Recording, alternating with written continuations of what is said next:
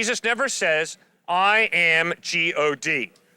Instead, in John 8:58, Jesus says, before Abraham was born, I am. The Jewish people who are listening pick up stones to stone him. Why? Because they understood Yahweh, their name for God, I am who I am. Jesus applied it to himself, and they were going to stone him for blasphemy. And Jesus didn't say, time out, you misunderstood. Drop your stones. No, Jesus stood by his claim. Before Abraham was born, I am. Remember, after Jesus rose from the dead, he appeared to the apostles, except for Thomas. Okay.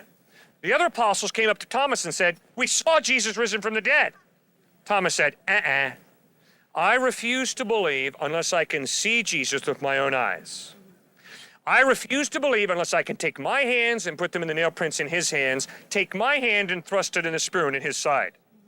One night, all the apostles were together, we read in the Gospel of John, including Thomas. Suddenly, Jesus stood among them. Jesus walked right up to Thomas and said, my man, right here, take your hands and put them in the nail prints in my hands. Take your hand and thrust it in the spear in my side. And Thomas, stop doubting and believe.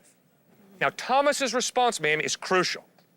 Thomas hits the floor and says, my Lord and my God.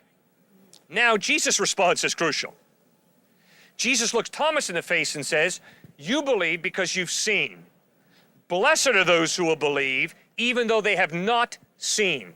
In other words, by accepting the worship of Thomas, Jesus is obviously claiming to be God.